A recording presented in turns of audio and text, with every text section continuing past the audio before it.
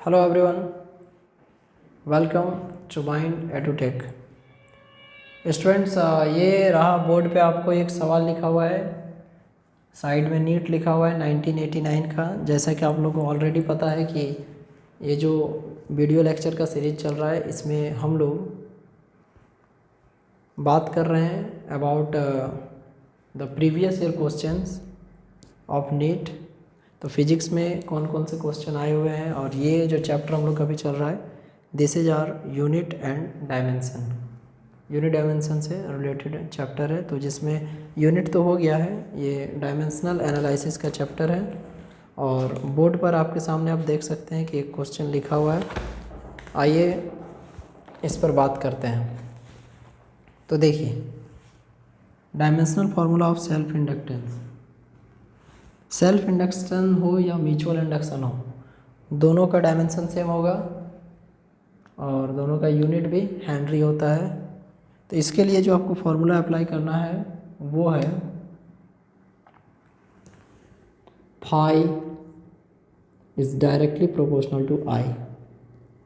Magnetic flux phi is directly proportional to current I. किसी भी coil से, चाहे सिंगल कॉइल रहे या अगल बगल रखा हुआ म्यूचुअली दो कॉइल रहे, तो उसके अंदर जो मैग्नेटिक फ्लक्स लिंक होता है वो कहीं ना कहीं डायरेक्टली प्रोपोर्शनल होता है करंट का।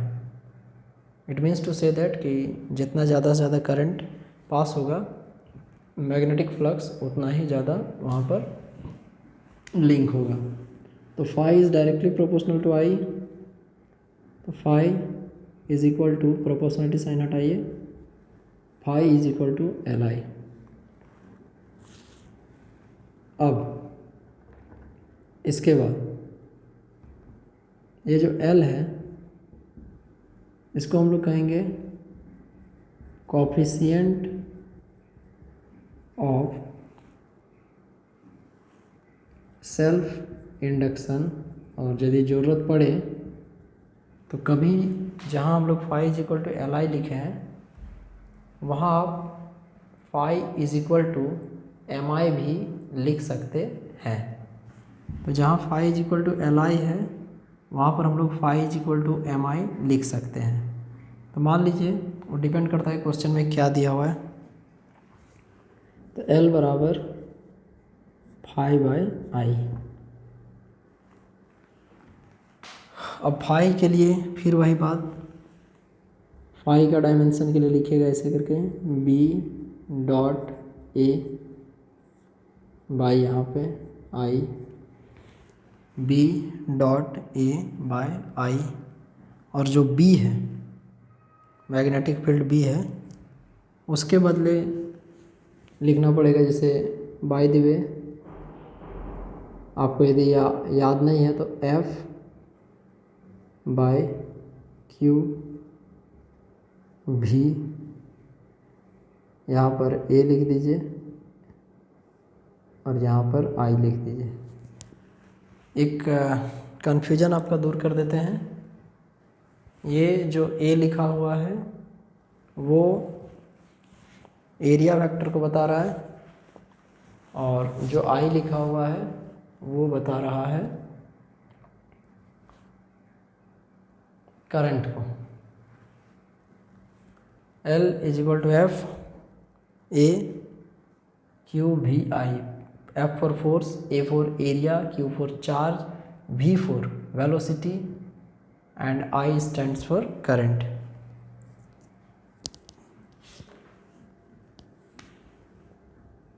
तो यहाँ से L is equal to force का हो जाएगा M L T minus to,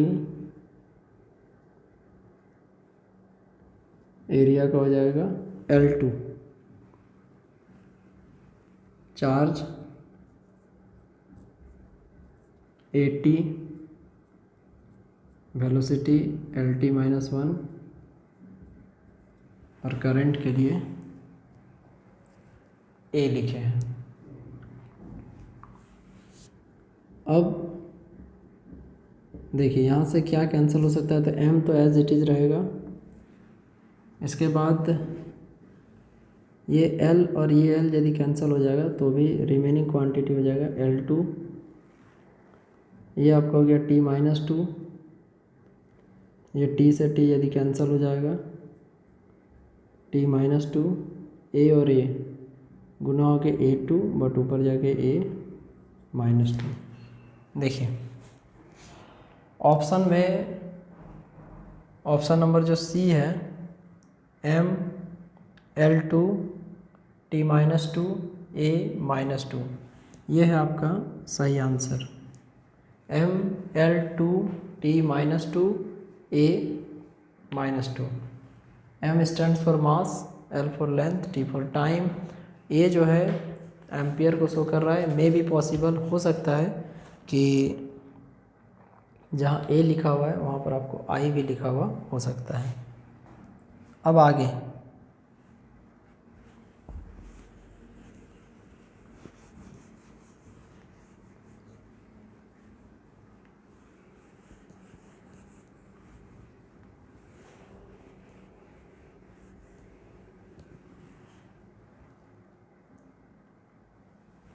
next में क्वेश्चन है कि the dimensional formula of torque is. Same 1989 का ही क्वेश्चन है।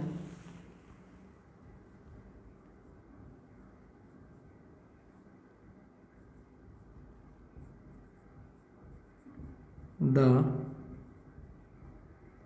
Dimensional formula of torque is. Option number A ML2T-2।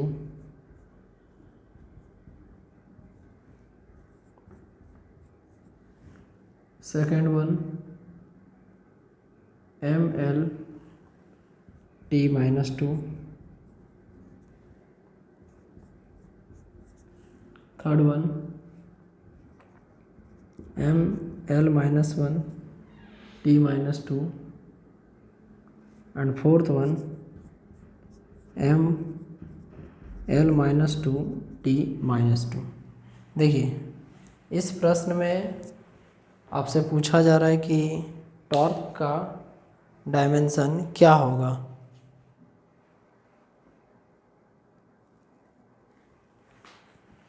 देखिए तो ऐसे जो क्वेश्चन होते हैं, जैसे टॉर्क जो है, टॉर्क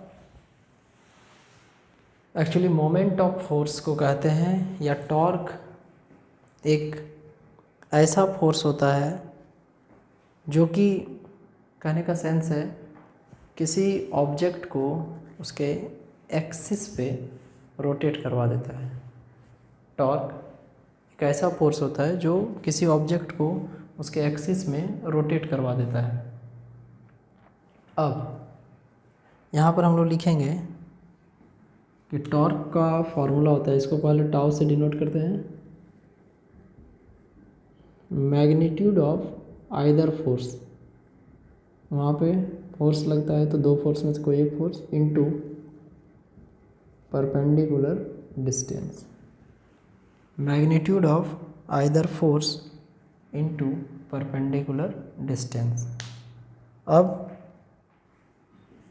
यहाँ से tau is equal to F into perpendicular distance है, तो इसकी जगह आप डी लिख सकते हैं। अब यहाँ से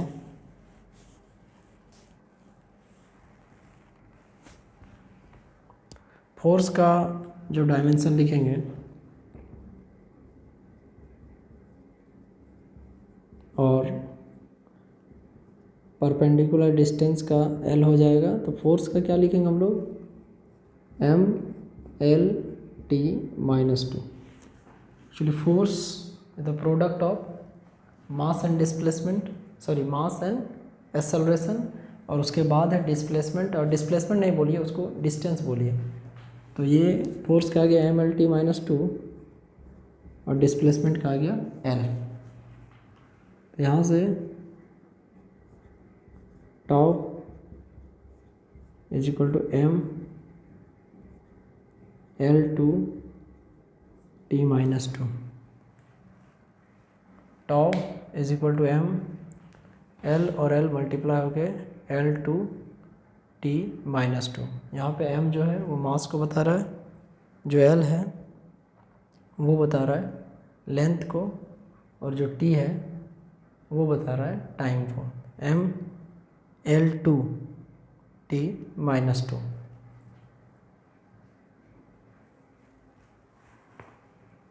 अब इसके बाद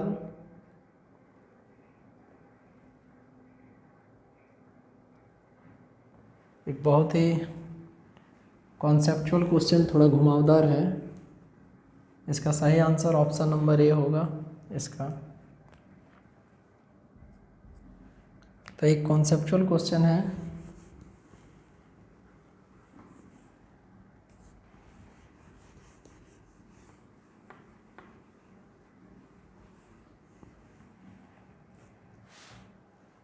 कि if C and R denote capacitance and resistance, the dimensional formula of CR is। Question है if C and R represent capacitance and resistance respectively, then ये क्वेश्चन आपको 1988 में आया था। Then dimensional formula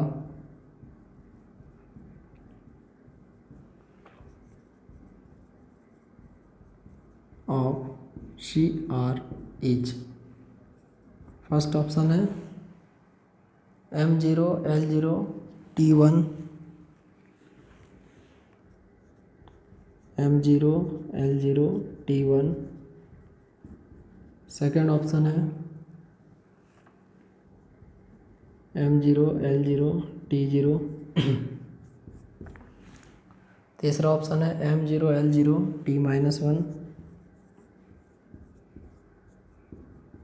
and fourth option है not expressible in terms of MLT।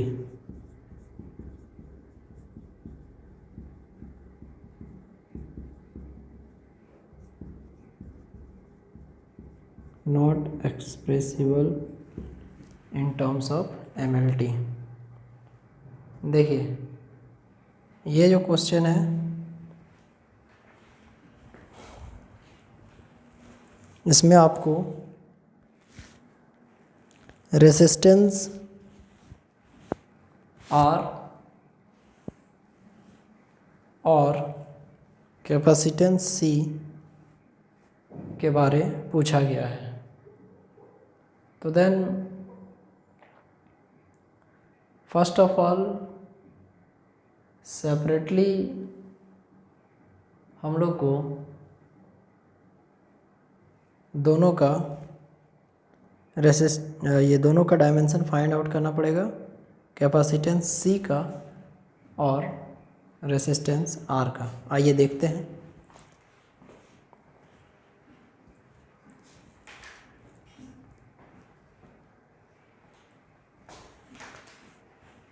Capacitance C का find करने के लिए एक फॉर्मूला होता है Q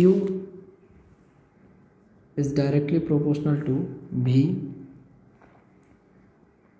और Q जब प्रोपोर्शनलिटी साइन हटाइएगा तो Q बराबर CV। Q is directly proportional to V, तो Q बराबर CV, तो C बराबर Q by V।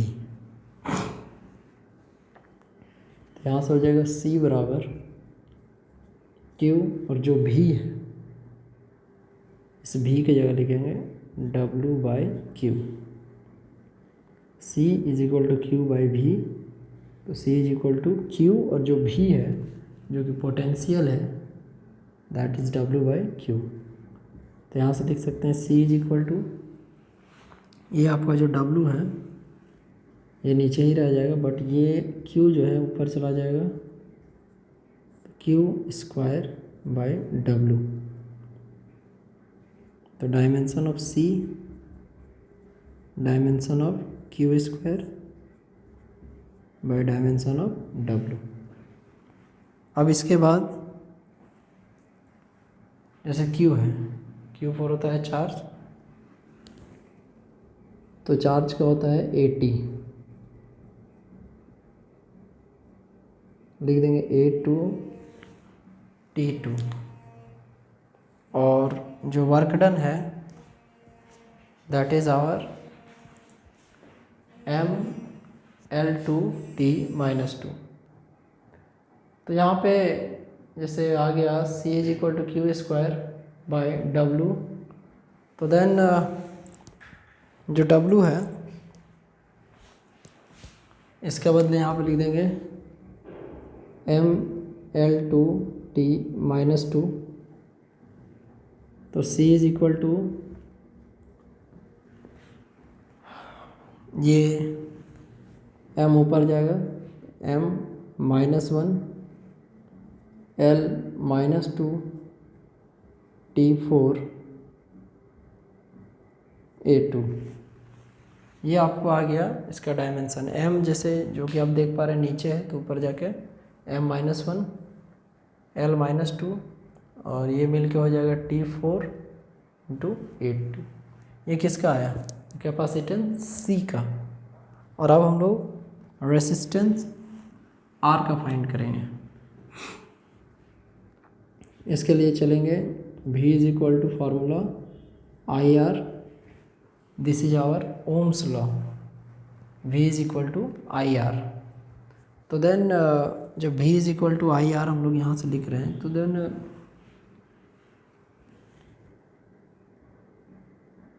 R is equal to लिख सकते हैं V by I, R is equal to V by I.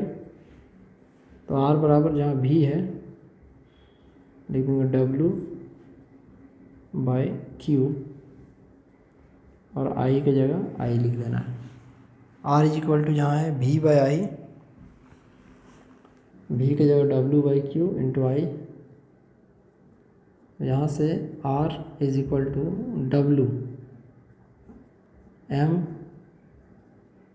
ML2T-2 divided by charge का लिखेंगे 80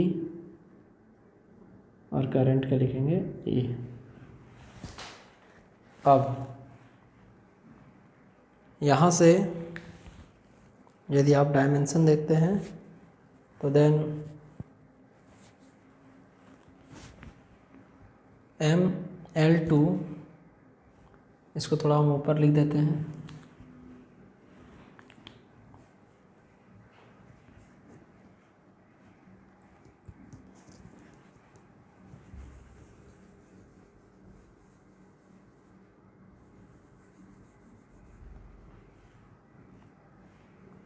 यहाँ पे लिख देते हैं R का डायमेंशन ML2T-2 और A2T ऐसे आ जाएगा।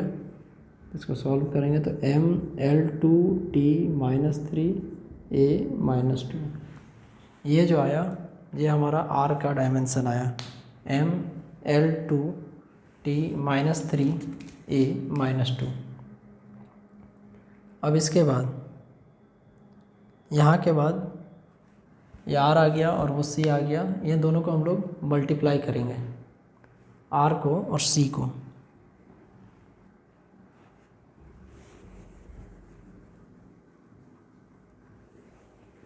तो यदि R और C को मल्टीप्लाई किया जाएगा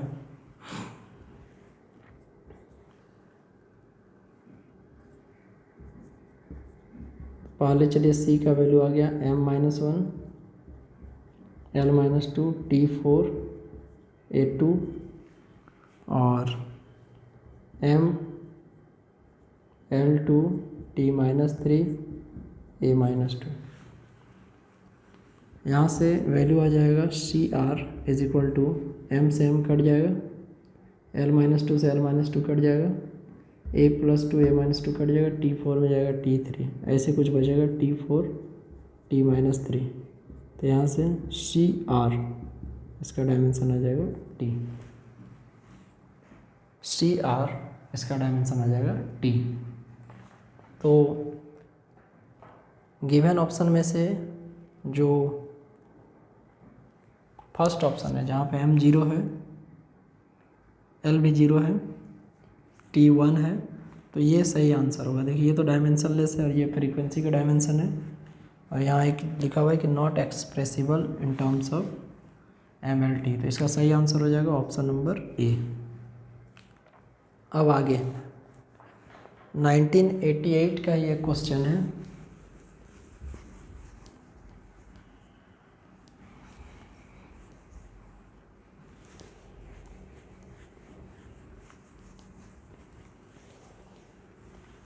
देखिए, the dimensional formula of angular momentum is,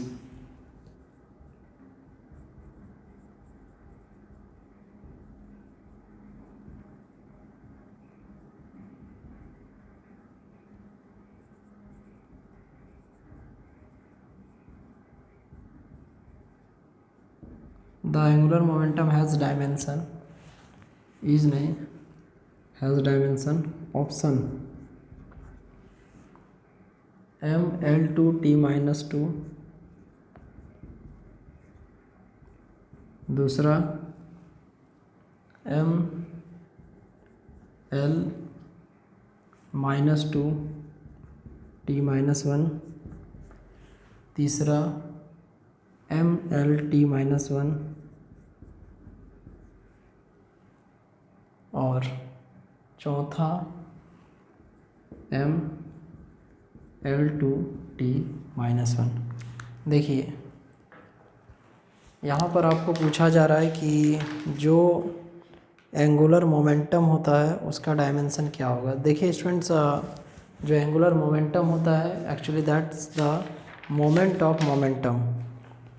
angular momentum जो होता है वो मोमेंट ऑफ मोमेंटम होता है, और जनरली इसको हम लोग L से रिप्रेजेंट करते हैं, और इसका जो फॉर्मूला लिखते हैं L is equal to R cross P, जहाँ पे जो R है वो रेडियस वेक्टर है और जो P है वो मोमेंटम को रिप्रेजेंट करता है, और अच्छे से आप बोल सकते हैं कि वो लीनियर मोमेंटम को रिप्रेजेंट करता है। तो L is equal to R cross P। अब जो P है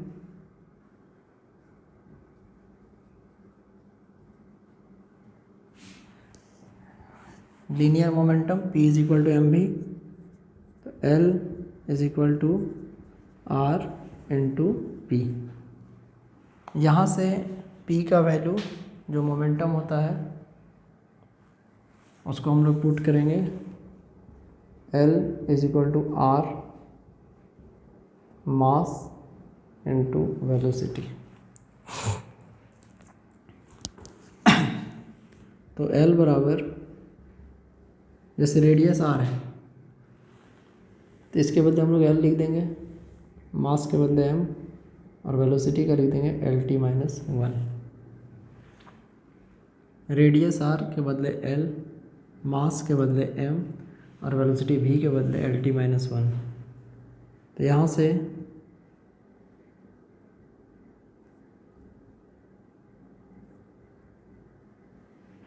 L, देखिए दोनों साइड L दिख रहा होगा तो कंफ्यूज नहीं होना है, ये L एंगुलर मोमेंटम को बता रहा है, M